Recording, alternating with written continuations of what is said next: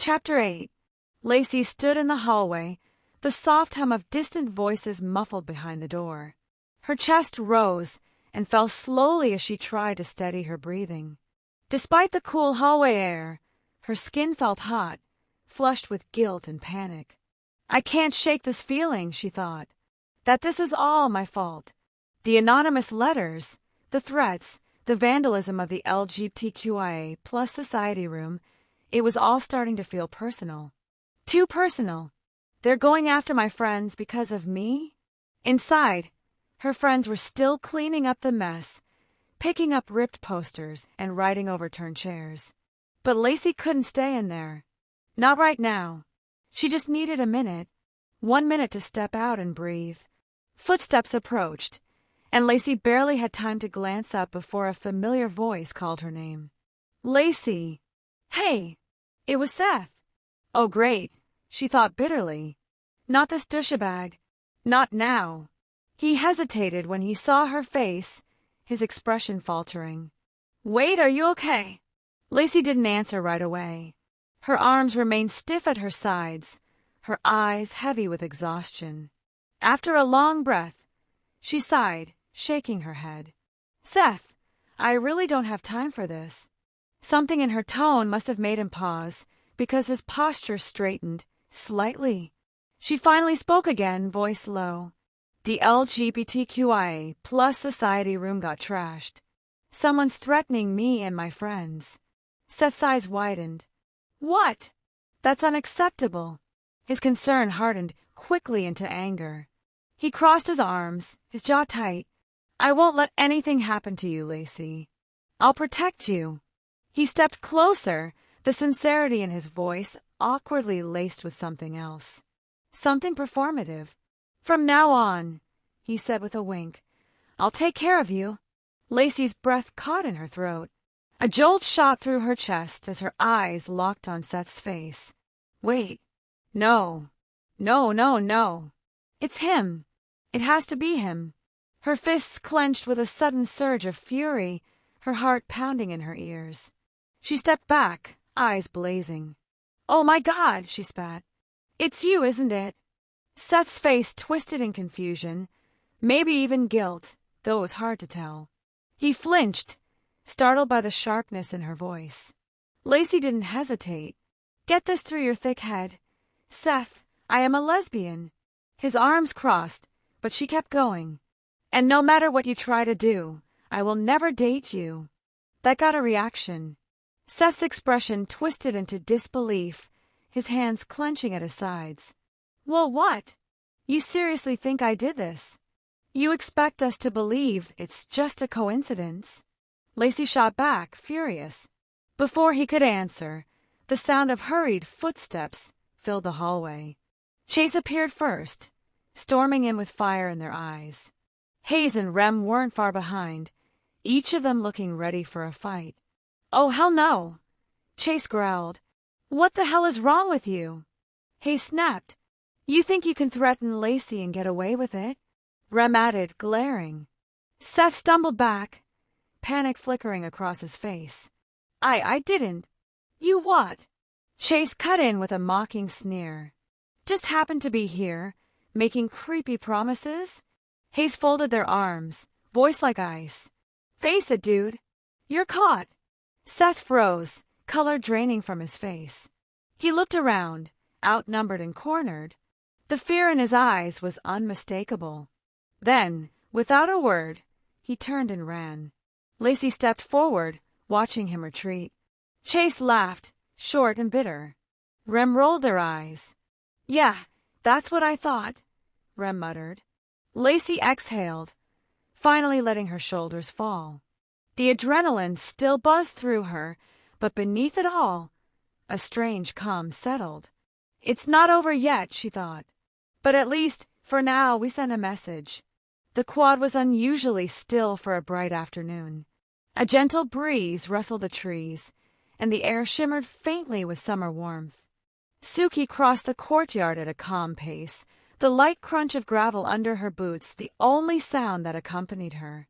Then, Suki! Orion's voice cut through the air, panicked and breathless.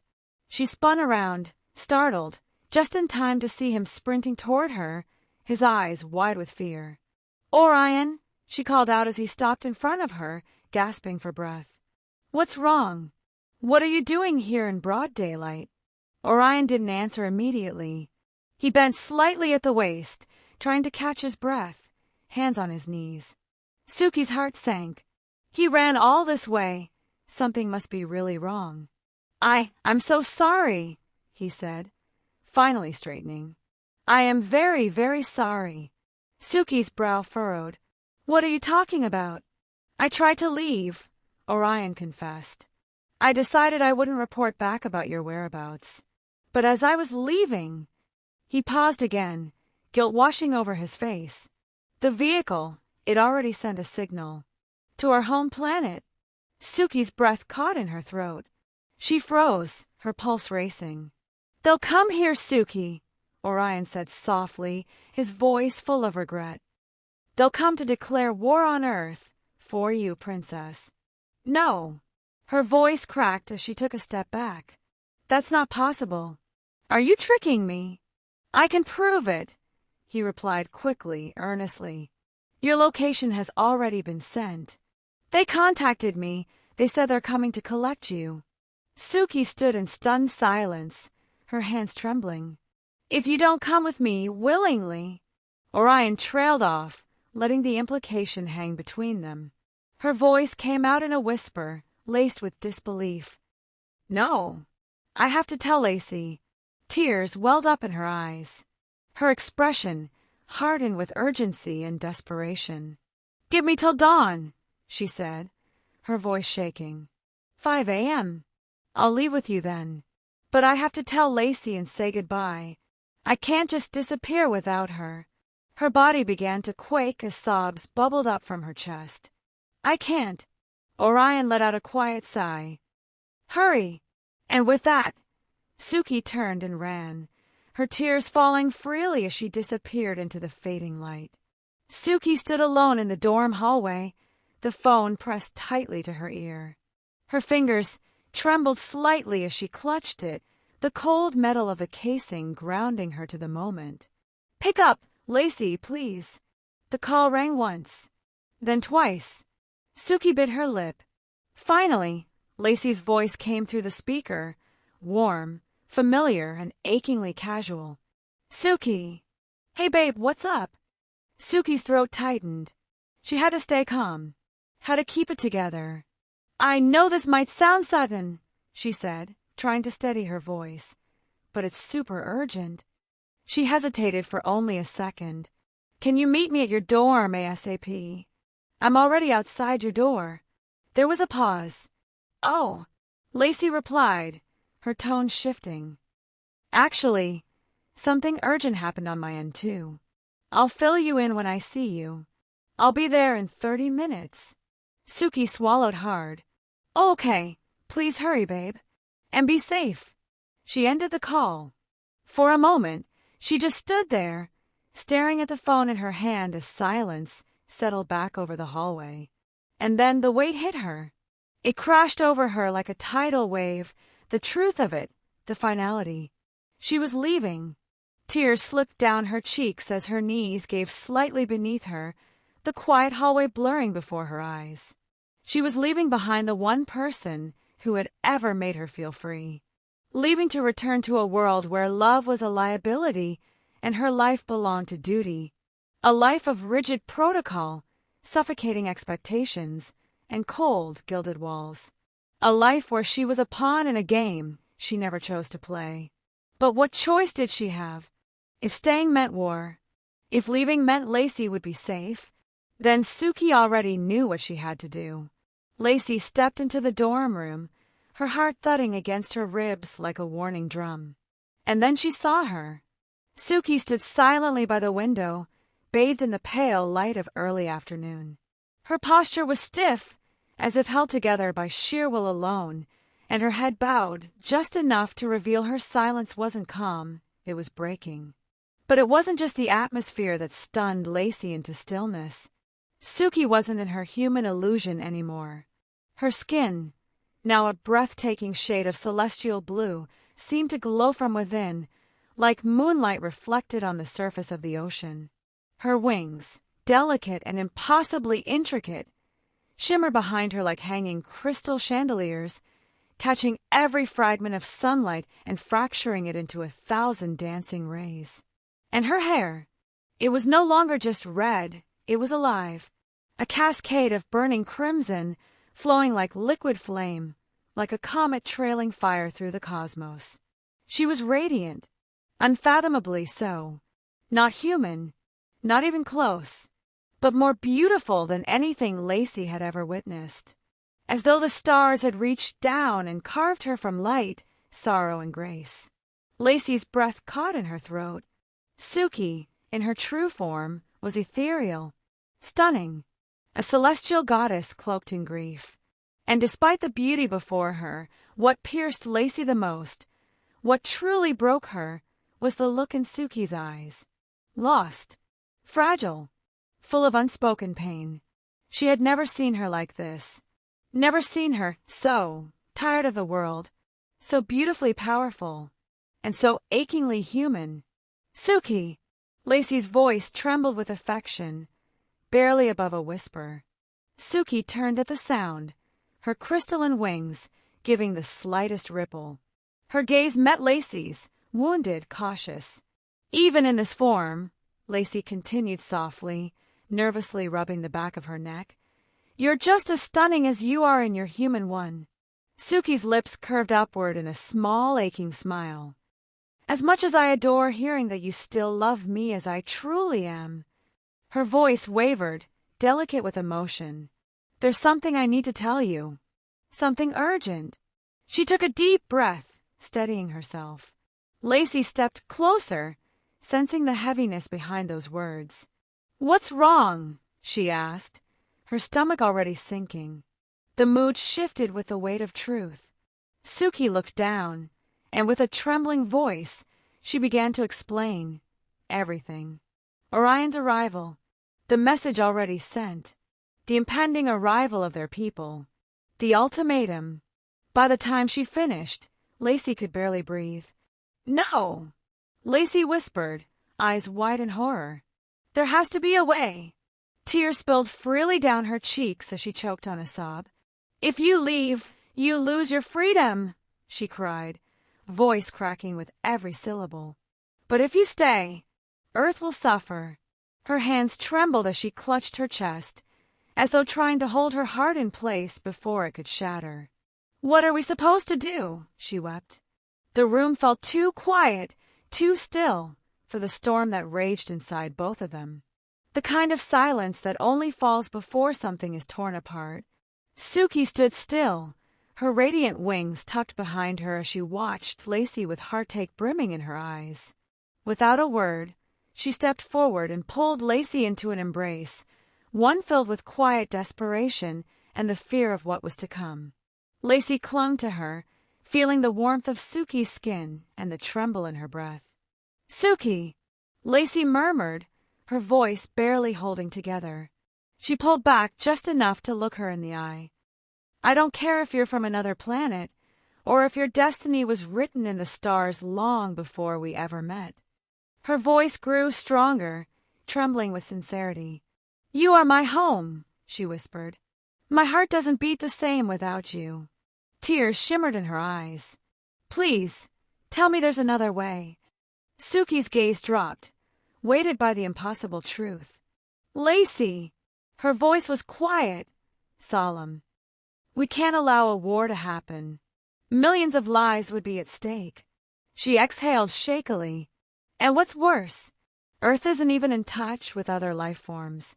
If my people arrive, it'll be chaos, panic, violence. Suki took a step back, her wings drooping behind her like folded regrets. I need to go. Her voice cracked as she continued. As much as it pains me, like my heart is burning in fire, I can't keep you in harm's way. She reached out gently and cupped Lacy's cheek, her thumb brushing away a falling tear with infinite tenderness. I will always remember you, Suki said. You will always be my love, my true love. Lacy's breath hitched, her whole body aching. "The one who loved me and understood me," Suki continued, "even though I'm an alien to you. Even though I came to this planet with petty problems from a noble life that never fit me." Her lips quivered into a sad smile. "You still accepted me." Suki's voice softened to a whisper, fragile and filled with longing. "But I cannot allow any harm to come to you or the lovely people of this world." She glanced out the window, the daylight catching the shimmer of her skin. "I had peace here, and you—" Her eyes met Lacy's one last time. "You made my time here worthwhile. More than anything." Lacy stood frozen in the moment, her heart bleeding. And then, wordlessly, she leaned forward, pressing her lips to Suki's in a kiss that was fierce and aching and filled with every emotion she could no longer contain. Suki kissed her back just as desperately, their love burning bright in the silence, like a star that refused to die. This kiss, oh, this kiss, it was everything and nothing at once. A plea, a promise, a tragedy unraveling between our lips. I kissed her like I could anchor her here, as if my love alone could defy fate. I held her as though, if I just gripped tightly enough, time would stall, and the universe might forget it ever tried to take her away from me. Her lips were soft, trembling against mine, tasting of sorrow and love, a blend of heartbreak and devotion wrapped into one last burning moment. Suki melted into me, her hand sliding around my waist, clutching me with a desperation that mirrored my own. As if I might vanish if she loosened her grip, she kissed me back like she was memorizing me, mapping the very blueprint of my soul before she had to leave it behind. And in that kiss I felt it, the truth she couldn't say aloud, that she loved me, truly, entirely, devastatingly. Time folded in on itself the moment they gave in to each other and make love, an invisible veil drawn over the rest of the world. In that quiet space, nothing existed but breath, skin, and the raw, aching honesty of love laid bare. Soft whispers bloomed in the dim light, like petals unfolding at dusk.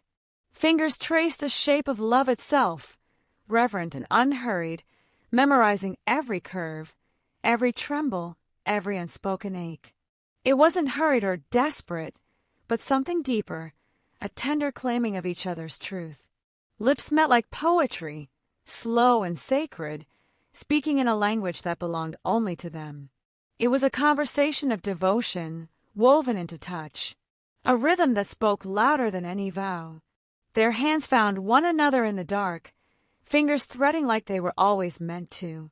Hearts beat in perfect cadence, creating a melody composed of soft sighs, lingering caresses, and the fragile, unbreakable promise of forever, even when forever was running out. Above them, the moon rose silently, casting its silver blessing through the window. It lit the room like a benediction, the glow wrapping their bodies in a holy hush. In that sanctuary, time stilled. No war, no planet, no fate dared intrude. Love unfolded between them like the sea kissing the shore, gentle, inevitable, eternal in its coming and going. And as the hours before dawn crept in their bodies, now at rest and woven together in silence, held the truth their mouths could no longer form. Their souls spoke for them, and their souls said everything. Chapter 9.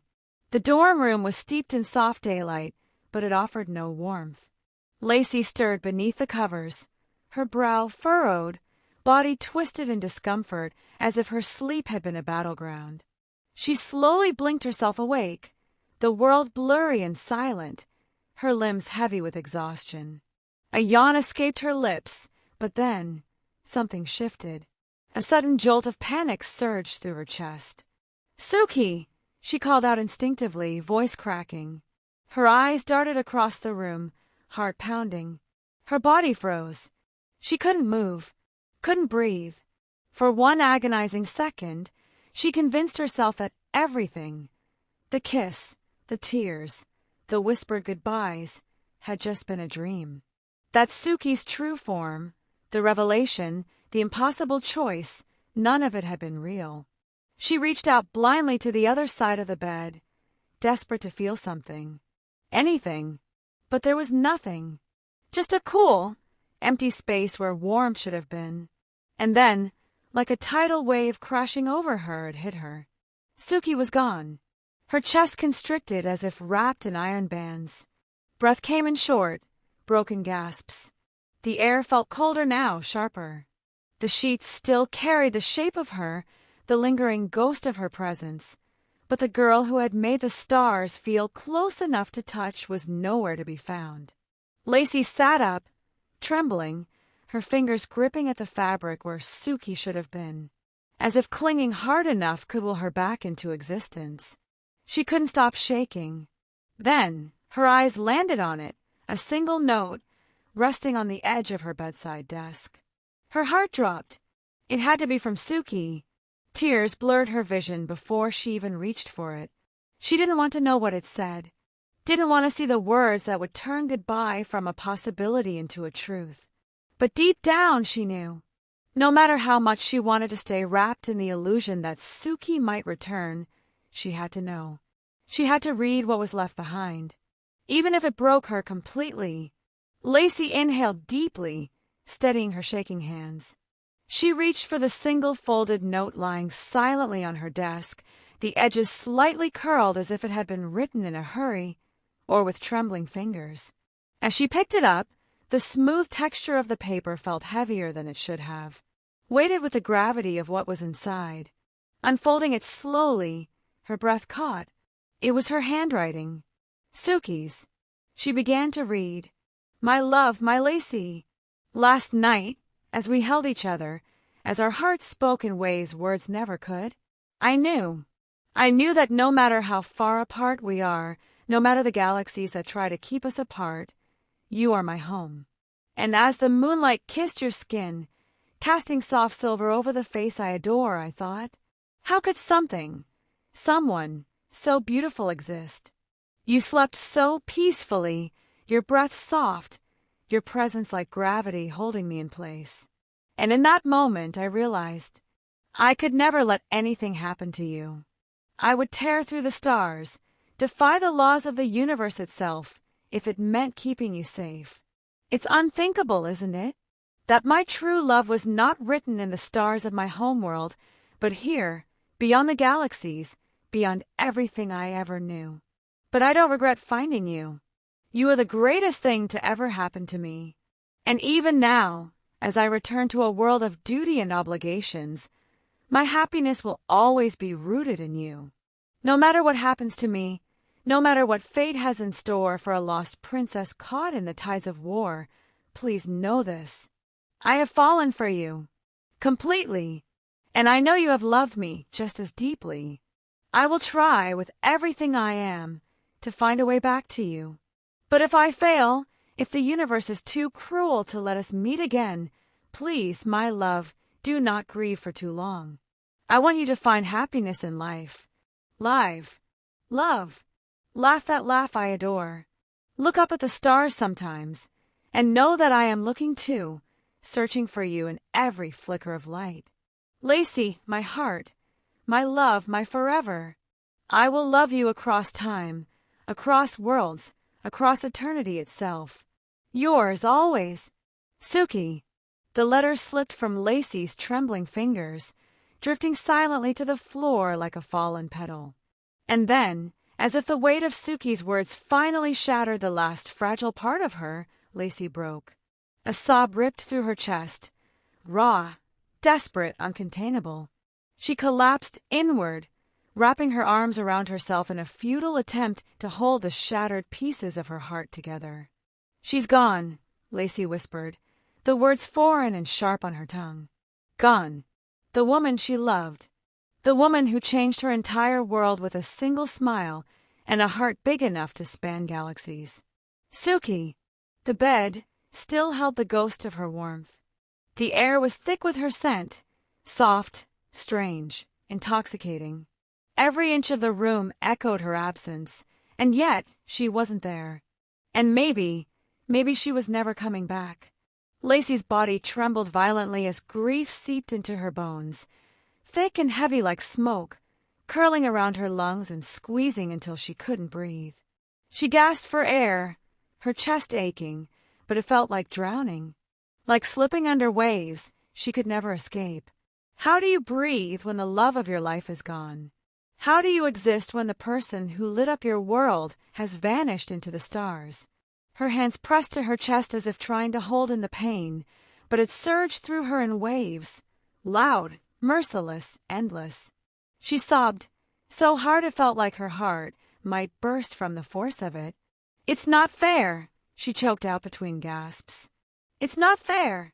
She hadn't gotten to say goodbye. Not properly. Not the way she wanted to.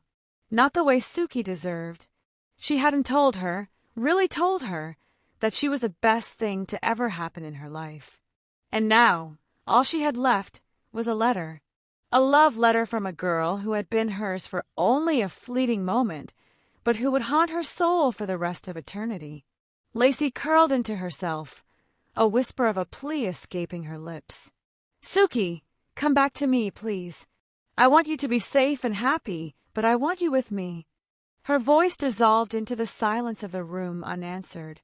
But still, she whispered it again, and again, as if her heart, fragile and broken, could somehow reach across the stars.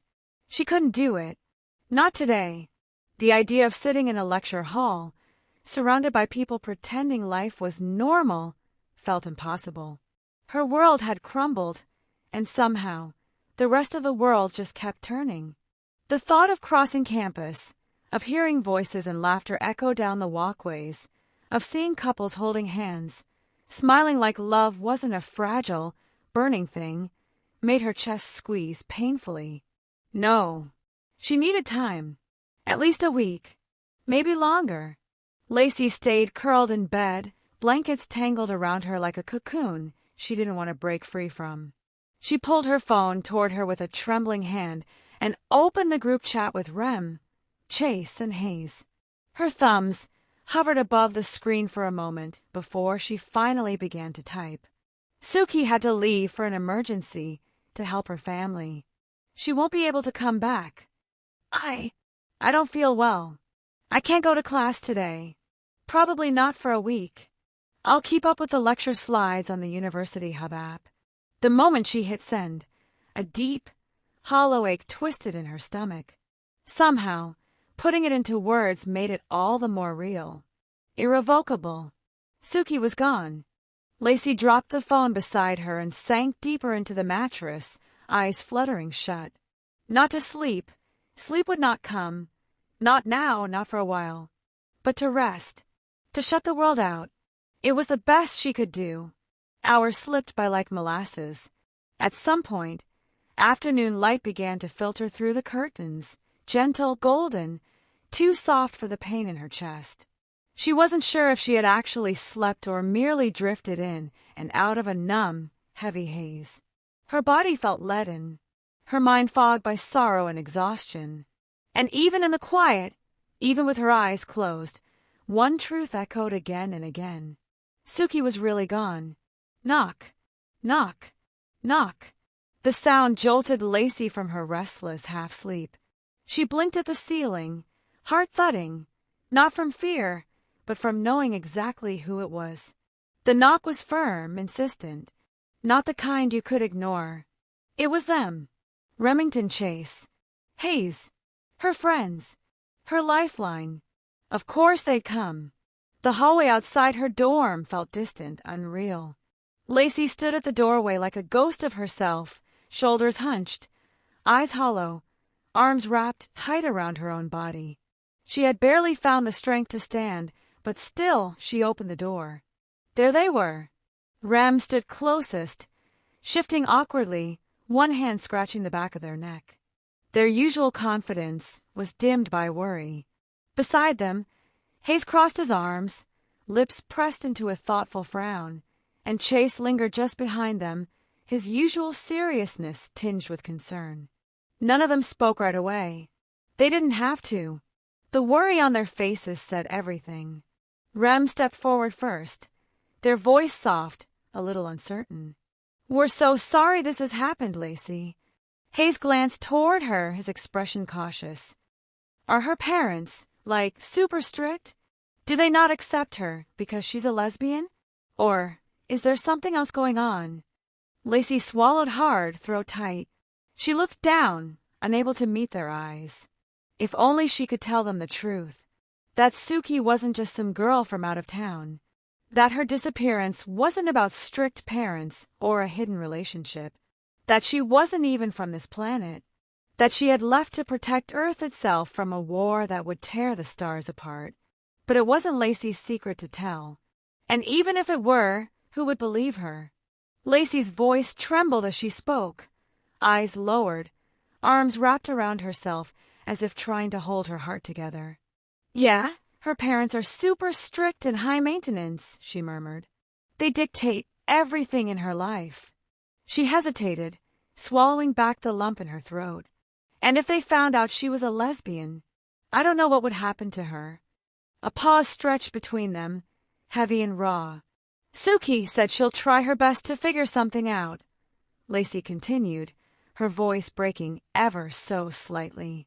But I already miss her so much, and I worry about her every second. She fell silent, the weight of her own words sinking deeper into her chest. Her eyes shimmered with unspoken fear. Chase leaned forward gently, his tone low. Has she messaged you at all? Lacy shook her head, barely managing a whisper. No. That's why I'm so worried. Her friends stood in a tight, quiet circle around her, the air between them thick with unspoken ache. Hayes crossed his arms, his voice laced with tenderness. We're here for you, Lacy. Chase nodded firmly. We'll message you, call you, and stop by your dorm to check in. Rem's voice was quiet but steady. If you need anything at all, just ask us, okay? Hayes added with a hopeful softness. We just hope Suki figures it all out, and that she's safe. Lacy's lips quivered, and then she broke. The tears came hard and fast, her body trembling as sobs escaped her chest. She couldn't hold it in anymore, not the fear, not the heartbreak, not the grief. She had never felt so lost. As she wept, Rem stepped forward, wrapping her in a firm, grounding embrace from behind.